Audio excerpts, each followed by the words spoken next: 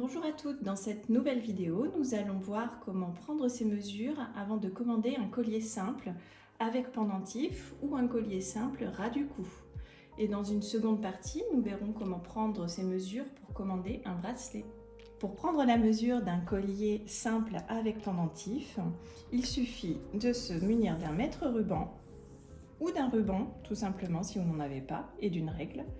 Vous prenez la mesure de la chaîne souhaitée et vous regardez l'indication. Donc un collier avec pendentif peut se faire beaucoup plus long que sur les photos du site. Il suffit juste de me donner la mesure que vous désirez. Si vous le souhaitez un petit peu plus près du cou ou tombant dans votre décolleté, suivant le décolleté de votre robe. Là, il est assez haut, il pourrait très bien être plus bas au vu du décolleté de la robe. Ici, donc, nous pouvons reprendre la mesure pour vous montrer. Hop. Nous sommes environ à 39-40 cm, voilà, de chaîne, sachant qu'à l'arrière j'ai un bijou de dos, mais ça ne change strictement rien. C'est valable, voilà, pour tous les colliers simples.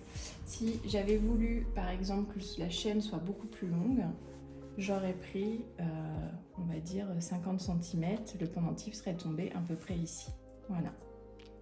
Donc pour les chaînes de plus de 50 cm, n'hésitez pas à me contacter. Sinon, il suffit juste de me l'indiquer. À la fin de la commande, vous trouverez une petite fenêtre pour me préciser la mesure de la chaîne. On peut aussi également donc, prendre la mesure pour un tour de cou, un ras du cou.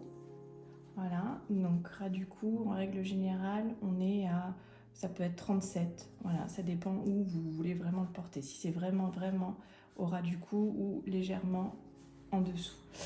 Vous pouvez également, pour les colliers simples, prendre une chaîne, un collier fantaisie que vous avez chez vous, le porter et voir à peu près au niveau de la chaîne si ça correspond à ce que vous souhaitez. Ça vous donnera une idée, vous pouvez mesurer cette chaîne. Ce sera beaucoup plus simple pour vous. À présent, nous allons voir comment mesurer votre tour de poignet avant de passer commande pour un bracelet. Donc, vous munissez de votre mètre ruban. Vous prenez la mesure, alors juste au-dessus du petit os du poignet et prenez votre mesure. Voilà, là c'est 15 cm. Dans le cas où vous le souhaitez serré, parce qu'avant l'os ça va buter, donc voilà, là vous le portez serré. Si vous souhaitez le porter plus large, c'est-à-dire en dessous de l'os qui retombe légèrement sur le poignet, légèrement sur la main, vous prenez votre mesure juste en dessous de l'os, à ce niveau-là.